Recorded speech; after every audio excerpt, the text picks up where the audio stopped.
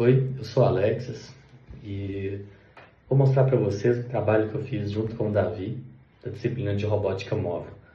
Bom, primeiro eu estou mostrando aí para vocês a forma que a gente fez para conseguir mapear cada pixel da imagem geradora, né? A gente gerou esse mapa a partir de uma imagem e cada pixel da imagem corresponde a um obstáculo ou então terreno livre para o robô. Então essa visão de baixo aí do mapa, tem essas partes em vermelho, agora a visão de cima.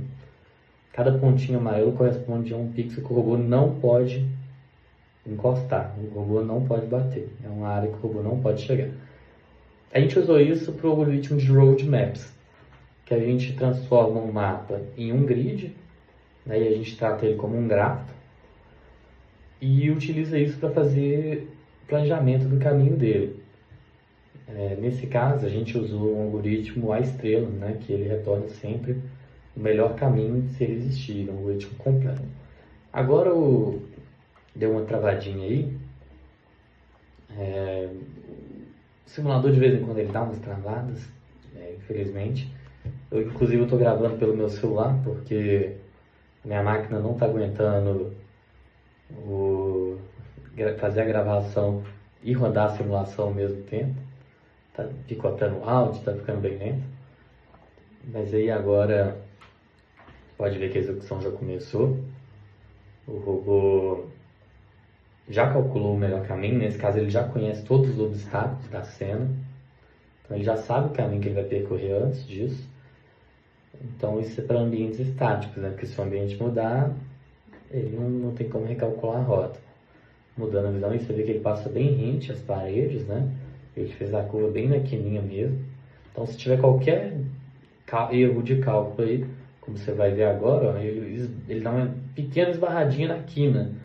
Por quê? Porque o simulador tem precisões, né? Mesmo a gente gerando a imagem, o mapa a partir de uma imagem, cada parede tem uma quininha um pouco maior, um pouco menor, né? Por exemplo, uma parede de 2 pixels, ela não tem o dobro da largura de uma parede de 1 pixel no simulador. Tem uma parte um pouco ruidosa no simulador. E aí agora mostrando aí também, o Davi vai falar um pouco mais, mas aí mostrando o outro mapa que a gente fez, né, já com o outro algoritmo de campos potenciais.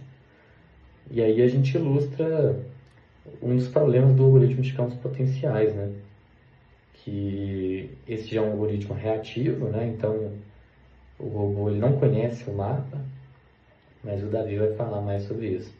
É só para a gente ilustrar aí o funcionamento, né? Que nem todos os algoritmos vão ser completos, nem sempre ele consegue encontrar o caminho. Agora aí mostrando a imagem que a gente usou para gerar esse mapa específico, né? Que a gente está mostrando aí, dos campos potenciais. Como você pode ver aí, o robô está meio preso aí, e ele não vai sair daí, a menos que a gente refaça a simulação e reajuste a calibragem. Essa calibragem é a mesma que o Davi vai usar na apresentação agora.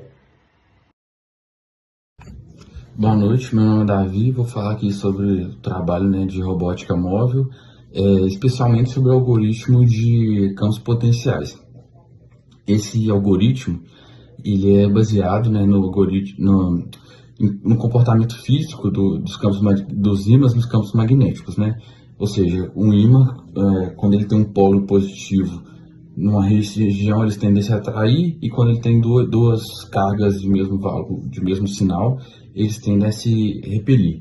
E aqui a gente usa essa analogia no sentido de o nosso robô ele tem uma força de atração com o objetivo dele, ou seja, quando ele está sempre buscando ir na direção do objetivo, e ele tem uma força de repulsão com os obstáculos que é lida através dos sensores, né? A gente usa o algoritmo dele, usa os sensores para entender o mundo. E a ideia é essa: quanto mais perto ele está de um obstáculo, os sensores entendem que ele tem que alterar a rota dele e para tentar fazer a força resultante de o objetivo, a direção resultante de para onde ele vai se locomover a resultante de onde está o objetivo dele, né, com relação ao robô, e a resultante da leitura dos sensores com os obstáculos. Então, quando ele está muito perto de um obstáculo, a força de repulsão fica muito grande, que é bem parecido com o que acontece nos campos magnéticos mesmo, e a repulsão fica maior.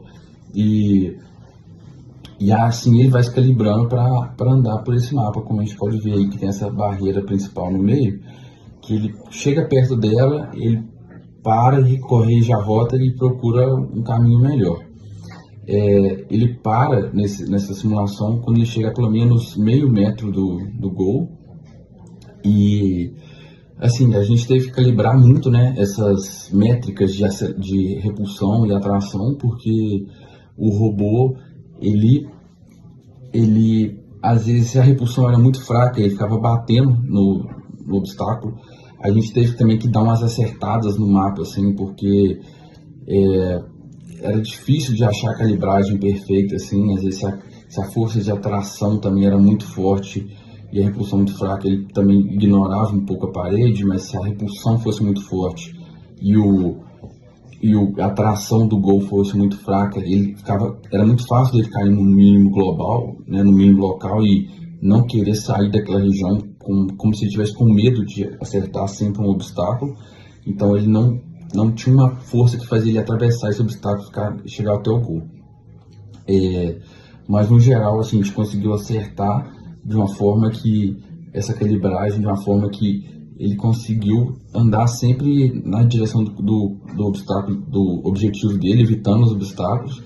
Ele teve que fazer algumas correções no meio do caminho, mas acabou funcionando bem e conseguimos chegar no objetivo dele.